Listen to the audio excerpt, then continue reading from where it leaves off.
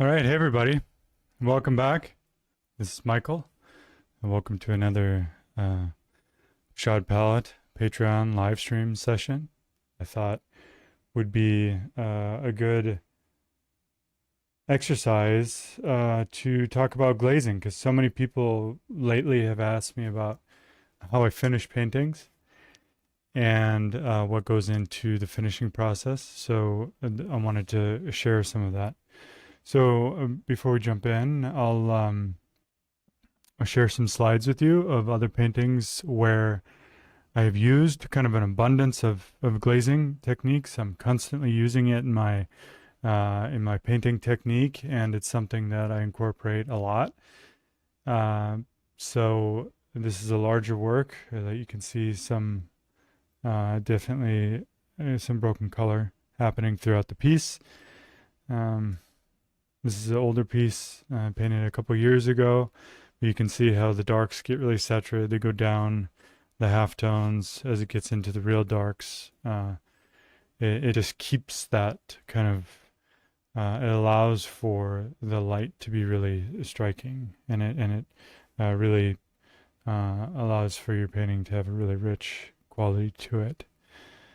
So if we go back to this, now obviously that doesn't look like this, right?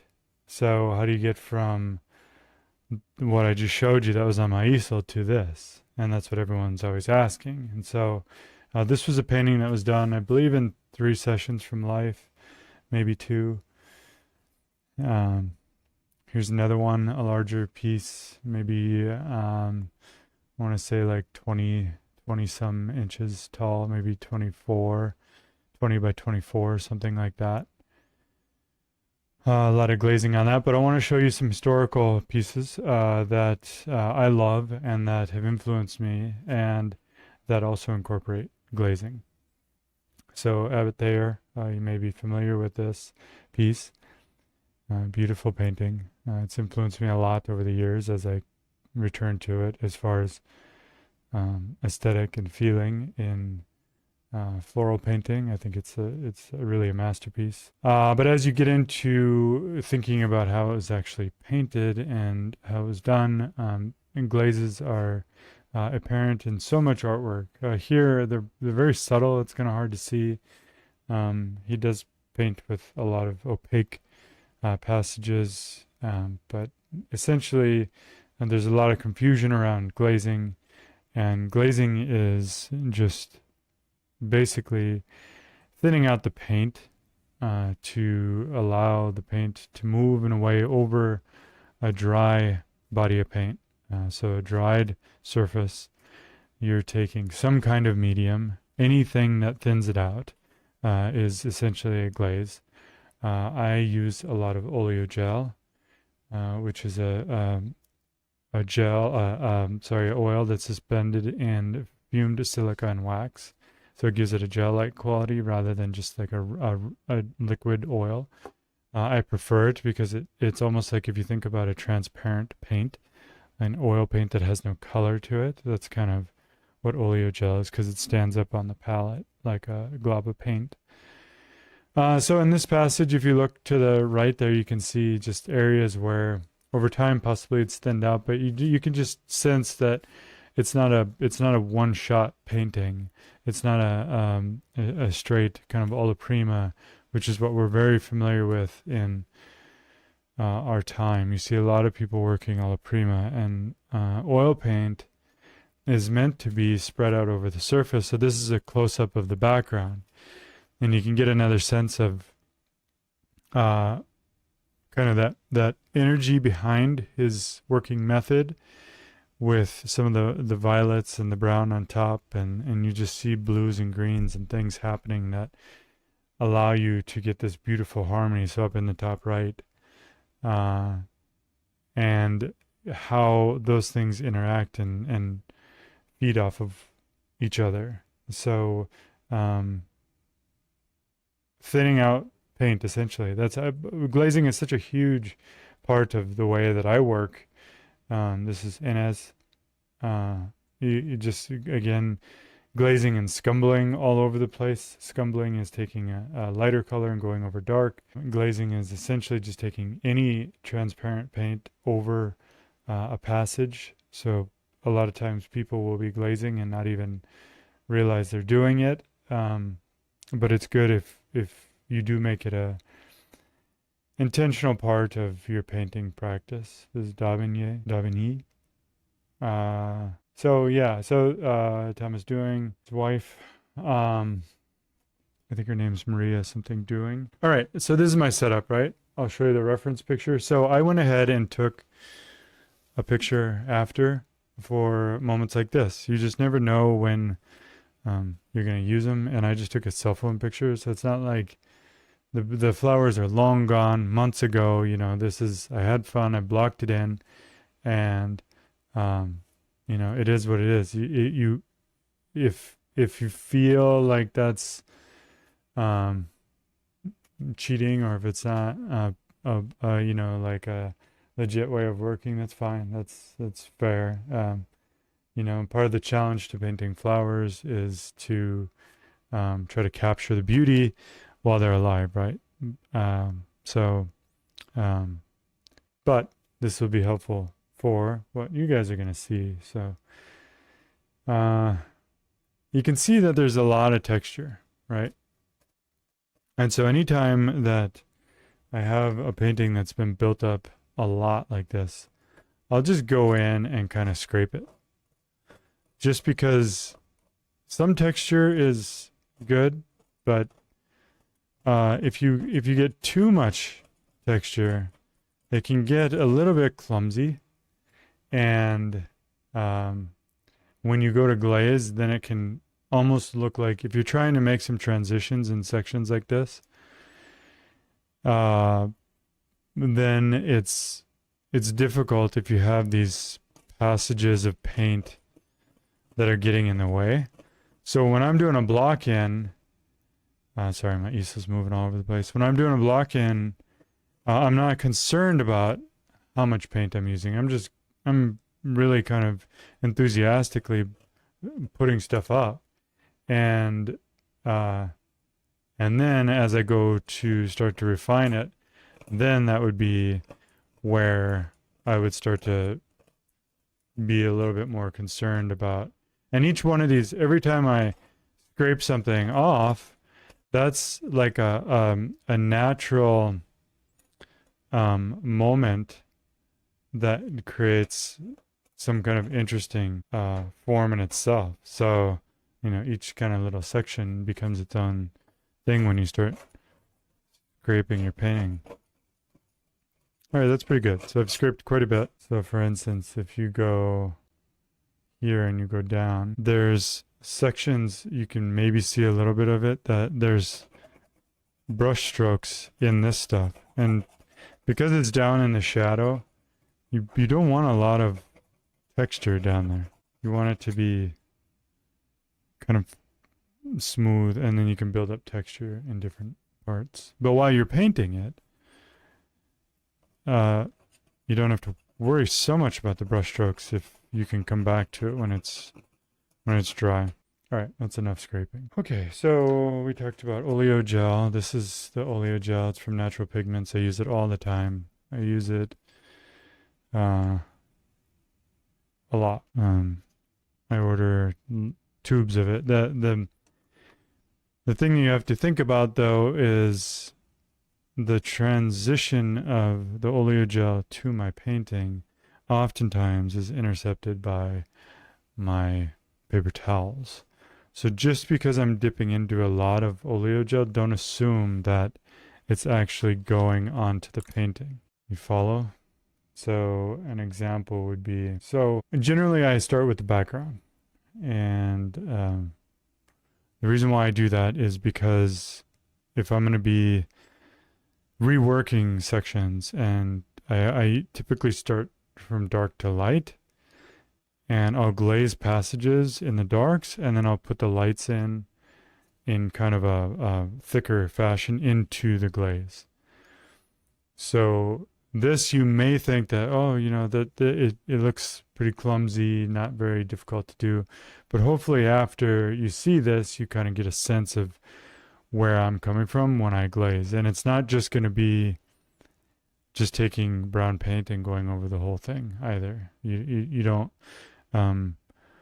treat glazes. Some people do, and you can. It's a whole world of, you know, difference, and there's all kinds of ways of doing it. So when I say don't do it, I'm speaking mainly from what I prefer. So what I don't like is when I see a passage that's, I guess, super oily and as though it's just kind of literally like it feels greasy because of all the oil. You don't want it to feel greasy on there. You don't want it to feel. So let's see if I can explain. So if I have a dark, I take that dark and put it down, and you can get a sense that it's not like super full of oil. Okay. And you don't just take a dark and push it around with your finger either. The idea is that this layer is going to go over what's underneath. And then you adjust that with another kind of glaze. So you're taking this oil and you're going back into it, and you're moving the paint around in a way that then see, there's some white in here too. So it's not just brown, if that makes sense. So you're not just taking a brown and you know, going over and darkening it down. It's got this nice kind of, I don't know, it's just it's obviously a body of oil in it, but it's also got pigment. Hopefully that makes sense. And so on a background like this that's really light, you know, here I have a bunch of light that would be falling down and through. So I put down a pretty dark base, and then I'll go over to my paints off to the right, move up the scale, and then I'll just kind of come back into it and think about how the light is falling along this wall. The wall is behind, and so see, this is a glaze. You know, this was a thinned out passage over the underpainting, and then it produces an effect. Now that had a bunch of white in it, but it's still a glaze because it's technically still darker than what you're seeing here. So I would do that. I would kind of use that technique all the way through whatever section I'm going to be painting. If I'm painting the whole thing, then I'll go ahead and I would paint the whole background. Today, probably not going to paint the whole background. So that's a start to this kind of momentum that's going to be going from background to darks, then to light. So then I'm going to switch brushes and dip into some Gamsol. I'll show you guys my reference. So on the table, there's a cast shadow, and then in the greens, there's those darks. So what I like to do is I would take ultramarine blue, burnt sienna, some yellow, that's for the greens, burnt sienna. Now I'm going to take some oil. Okay, so there's oil in the brush. And then I'm just going to thin this out through here. It's like prepping the surface for what's to come. I'm going to take a little bit more blue. So in some ways, it's like oiling out, but it's loaded with pigment. So then you can adjust that, and you can think about the table line back here. You can start to make just different kind of indications. So that's the wall back there, table line. Let me open up the reference on my computer. Sorry, I'm just trying to get my desktop organized. I didn't have the picture open. If you're tuning in live, you feel free to ask questions. All right, so underneath here, you can have a really dark. That's at the base of, right, switch brush. That's at the base. So now that I start to get these, once I get a glaze in, then I can come back with an opaque color and establish some of my lighter lights just to see where we're at. And see that immediately kind of produces a lot more mood, and it's something that I like in my work. That it's also not just about like trying to make it look like taking a bunch of brown and making it look like old master painting. That's not, I'm not just making this dirty. There's kind of a beauty that's when you take a simple section like this. If you see in my if you see in the actual base layer, what I do with that gray is I just push it around on a white panel so that it creates a dimension, so that you're seeing through the paint, you're seeing the background, and then you get the gray. So the parts where it's thicker, it's a little bit grayer, and then the parts where it's thinner, you get a little bit of the white canvas popping through. I do that so that it creates a layer of interest, and then when you go over and then you actually glaze a section, then it's another dimension on top of that dimension where there's a lot of interest that is happening in the background to make it, if we go back to any of these actually, but I want to go to this one, you get a sense of how he likes to, this is the Thayer if you're just joining us, how he likes to build up his painting. And he's an oil painter, he's thinking about layers, he's doing it intentionally, and that's the beauty of the oil paint. So now I want to go in and I don't have Viridian on. I want to kind of liven up my greens. So again, it's kind of it's somewhat thick here, but when you take the oil and you kind of hit it and then you drag it over these sections, that's then where the glazing starts to happen. So those are all down in darks, that's in the cast shadow. So I paint this underpainting knowing that there's just going to be room later on for these things to go much darker. Okay.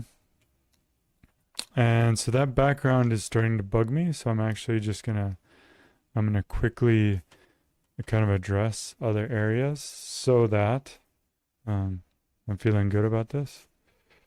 So I'll just do it really quick. If you're just you're just joining and watching me go crazy on this thing, I'm just same process. I'm just putting something down, kind of dragging it across, and then I add the lighter note back into it. So it's kind of like oiling out and then allowing for these cool colors to kind of come back into the picture. This is a cement pillar so that you can kind of imagine the light hitting it in different parts, different ways. And I'll show you the picture too so you can see. Yeah, try to kind of mimic your material, your surface. So there's see, the surface is catching a lot of light, so you want to be sure to kind of try to do something that mimics your surface. Now I can go over my painting because I'm going to go back over this background, so it's not a big deal.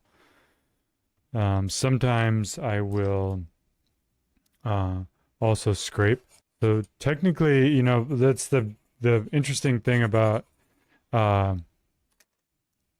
glazing is it's when you get when you see that. So this kind of stuff, this surface is, this kind of brushwork is going over something that's already here, right?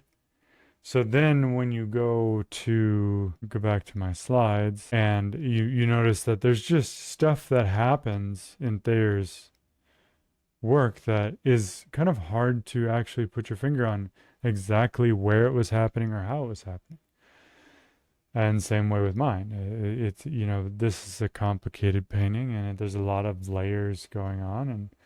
And so to try to figure it out, brushstroke by brushstroke, it's almost like It's sometimes it's not possible. Actually, it's almost like there's so many considerations that have to be taken, and so many things happening that you just really don't know. Like if you wouldn't have seen this underpainting at the start, you just wouldn't know that I would allow for that kind of opaque of a surface, uh, opaque of a painting to exist before I come in with these glazes and start to darken everything down. So up in this section, see I'm taking some magenta and cad yellow, and then because it's too bright, uh, too chromatic, I was taking the cobalt violet and bringing it down into a different section. So you see there, it's kind of this dark, kind of cool, violet-y color. So that's what I'm putting in right now. I'll come in and then, so that has oil in it. And then I'll go to this red, the dark red, adjust the drawing. Come back in now with a lot thicker section here. I want that to be really, really bright white. And so it's this back and forth of taking oil and darkening a section, then taking a light and pulling it back up. So Mark is asking if soft fan brushes, if I use that a lot for glazes.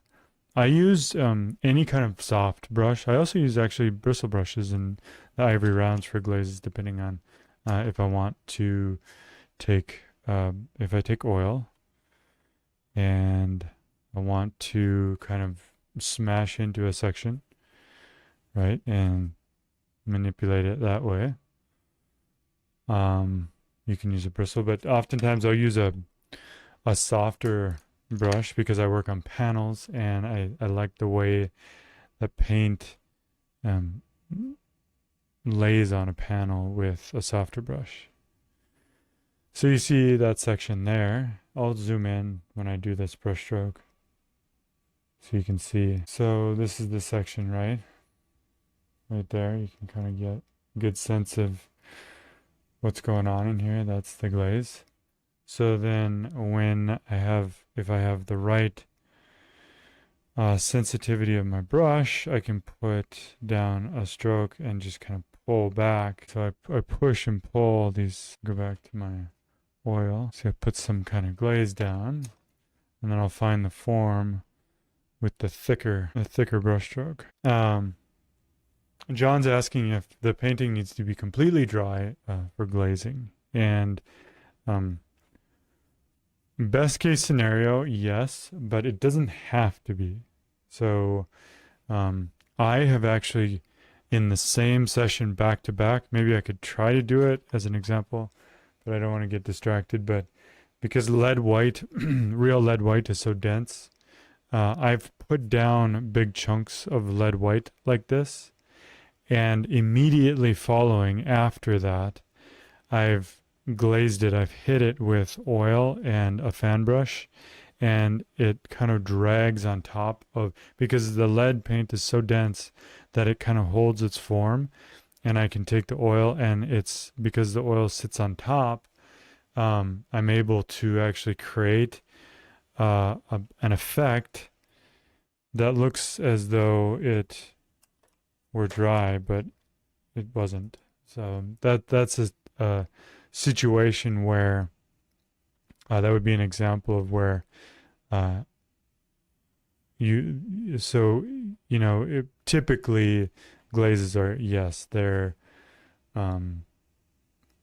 used when the paint is dry, but that's where that understanding of, I think, glazing is important to kind of maybe start to see it as something slightly different, where if you think about it, wherever paint is thinned with oil, like see here, I'm adding oil to this, and if you were to see kind of just how much, so over my glove, see that's a glaze. So then that happens as you're working these passages, doing things through here, it happens naturally. So it's all over the place. And I don't want to be like kind of, you know, ruining the idea that a glaze is something special, that it should be some secret technique or something. But um, for me, the way I use it and the way I encourage people to use it is to use it all the time and to constantly be thinning out your paint and applying it in a way that is spread out over the surface. That's what makes oil painting unique. There's it gets more sophisticated in certain scenarios where you're dealing with different drying times. And yeah, so it can become more complicated, but for how I use it, it's pretty straightforward. Let's see, where do I want to go with this? I should have maybe in the Patreon section I'll title this glazing and overpainting, because for me they're hand in hand. You glaze a section, so I had that background coming over top of this, but then you find the form again, and then you go back in and you glaze it down dark. So this section, I'm going to show you the reference. You can see in that upper right corner, there's those darks, and where the form is turning up, it gets really light. So I would glaze all those darks down, and then I would go back in.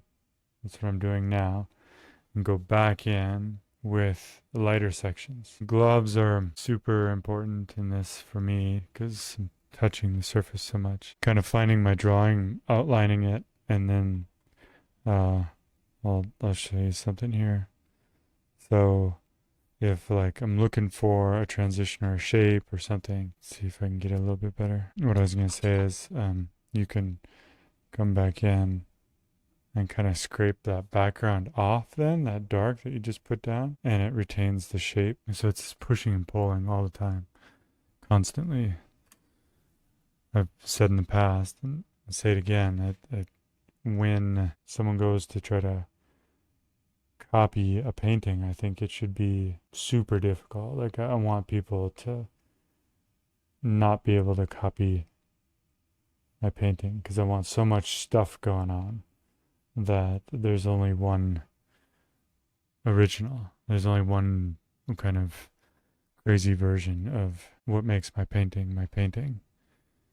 If it's too formulaic, then it opens it up for, not that anyone's going to be copying my painting, but you get the point. If it's too formulaic, you want it to be one of a kind. You want no one else to be able to do what you do, right? That's why people follow or invest in your work. Okay, back here, let's see if I'm looking through it. I'm also doing a little bit of flower painting because people requested it, and I'm happy to share. I want to continue to, I like to do the landscape stuff because it's for Prashad palette, but I'm considering adding a tier of just flower painting because that's what a lot of people are interested in. So let's say you put down a big section like this. I'm looking at this form here that's happening, this curve as it's going. You see it there in that one that's in the center. So as it's coming this way, so I can take oil again, and I have this kind of opaque stuff here. I can take oil and come down to my dark, put it down, and I can push it this way now. And see, it flips that, then it flips this and makes it correspond with the light source. And see that? So by kind of pushing, I'll go to my other camera now so you can see just exactly where the glaze kind of occurred. It's that passage, so you can see some of the stuff underneath. See, that's pulled this way to then allow this to be facing the light more. This is facing the light, and this is the part where it's... All right, the reference. Going back to the reference. Now I see a section in the middle there. That's the dark violet-y pink stuff back here. So that'd be another example. If you load up your brush with some oil, violet, put it down, take your paper towel, lift it up, kind of carve out those forms. It's too much, take it all out, and then so I'm going to take the bright pink and come back in. See that? So, okay, so I got those three kind of things happening. I glazed it, pulled it out, put the chromatic note, Then I'll come back in with the really light light and establish kind of the very top of form. So I'll just take this pure white. Where am I at here? Put some of that there. Maybe take my palette knife, scrape off. I didn't want to actually ruin that little part in back. I was just going to zoom in and show you, but it's fine. That's what happens. There was a part that looked like that. It's okay. Not a big deal. Let me get some. Okay, so another section to think about. Right to the right there, there's some dark stuff happening in this section right through here. So the way I would handle that is I would put down a burnt sienna as a glaze in that little pocket right there. Put down the burnt sienna as a glaze, and then add the cad yellow pale on top. So just kind of hit it a bit with burnt sienna first, and then I'm going to take the here cad yellow pale straight, from the pile, and kind of add that in there. So I'll switch cameras. See that? So then it's the combination of the glaze and then the thicker paint on top of it. So this area is glazed, this area is glazed. You get the point. It's just like a non-stop kind of back and forth. This kind of I just love painting this way, actually. Going back and forth, glazing and then piling on paint, and then going back and scraping and then glazing. So yeah, we are about 15 minutes away from finishing up here. So now, see how all this stuff is kind of uneven. So what I can do is then I can think about the form. If this is a darker area, I can think about the form and I can scrape just that section. And so now it makes the wall even across here.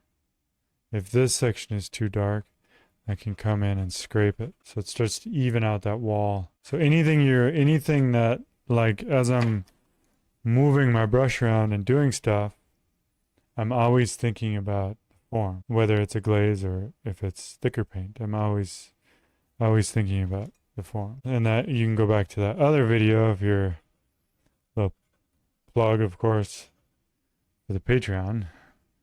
You can go back to the other video on form and check that out and just see how constantly I'm thinking about the form as I'm putting stuff down. Let's see what's going on in this thing. Oh, I know what that is. That was that dark. So that was my painting from life kind of indication of what was happening there. So sometimes you can just clean up sections by redrawing the shape. Maybe go a little bit lighter. So there's 1, 2, this part, 3. Distance, actually, I have the distance wrong on that. But that's okay. Those are things that I, again, what make it unique is there will be moments when I have the drawing wrong and I just don't care. And some people, I think when over time you get used to what you can get away with and what you can't, the distance from here to here is smaller. But if I do a certain kind of brushwork that I end up liking and everything is reading more or less as if it could happen, then I'm not going to ruin, and I'm not saying that I love this, I'm running out of time, but I'm not going to ruin something that I like, pictorially speaking, just to get the drawing absolutely perfect for me. If I feel like it's conceivable that it's working. So you have to determine that for what you are doing and for your art, etc. Same way, I'm going to come back in here with these yellows, back and forth of all this amazing glazing. All right, I think that's it for this. Hopefully that was helpful. Hopefully some of these like super duper close-ups, which are fun to play around with. Hopefully that shows you just how much kind of craziness is happening. on the surface, but you can see in there the glazing that was happening. That I put the brown down first, and then these darks, and then the yellow back on top. All right. Cool. Well, I'm glad you enjoyed it. I'll see you next week. Keep this going. Next week I'm gonna oh shoot, my camera just died. No, what happened? Did I lose my stream? I don't know what happened. Oh, there. Sorry. Okay, great. Well, see you next week. I'm glad you enjoyed it. I'm glad you're here. Take care.